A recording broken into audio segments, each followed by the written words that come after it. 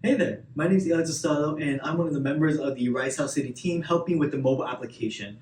Today's video is about how to use air filters to keep the air in your home safe and free of PM 2.5, PM 10, and other kinds of particles in the air. So first of all, this I got from Home Depot. It was about $5 from Home Depot, but I will want to give a clarification. This is using an FPR5. So FPR is a measure of how fine of a particle these can capture.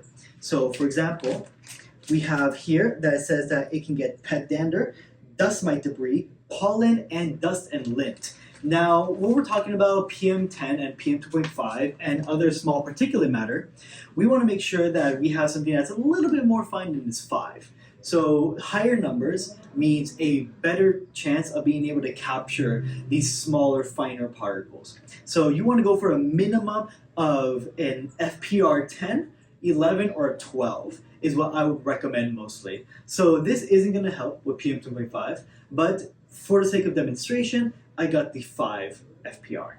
So what you're going to want to notice first here is that there's two sides, an unguarded side and a guarded side. Additionally, you're going to want to notice on the side here, there's an arrow that points towards airflow.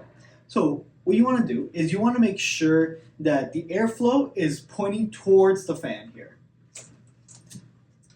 So we put it right behind.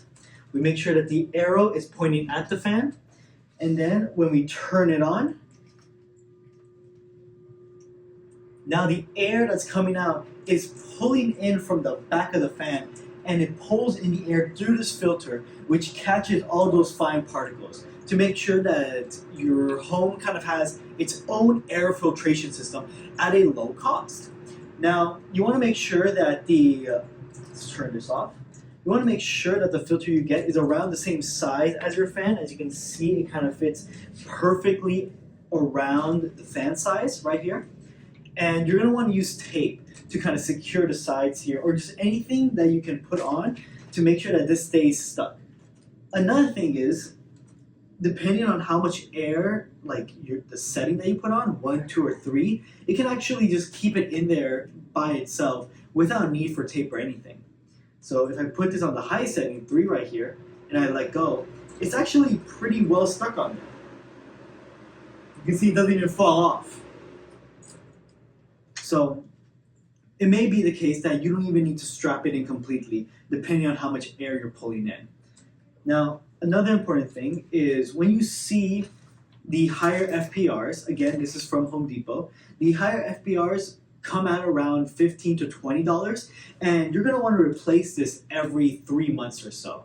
So this means that you're spending about $20 every 3 months for a cleaner air inside your house. That's cheaper than many other air filtration systems that you can buy for your home.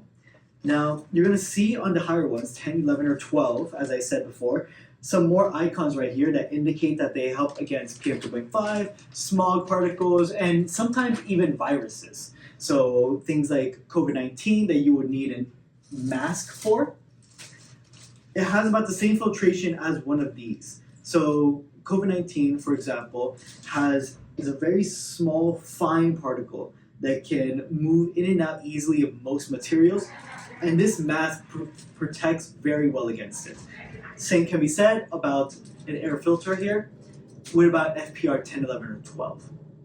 So once you get this connected back here, eventually you're going to see that this backside is covered like gray, dark gray, black, covered in a lot of debris and a lot of lint and things like that. So that's why you need to replace it every once in a while. If you see that before the 90 days, before the 3 months are up, this is kind of completely filled already with a lot of dust, with a lot of lint, what have you, then you may need to replace it before those 3 months are up.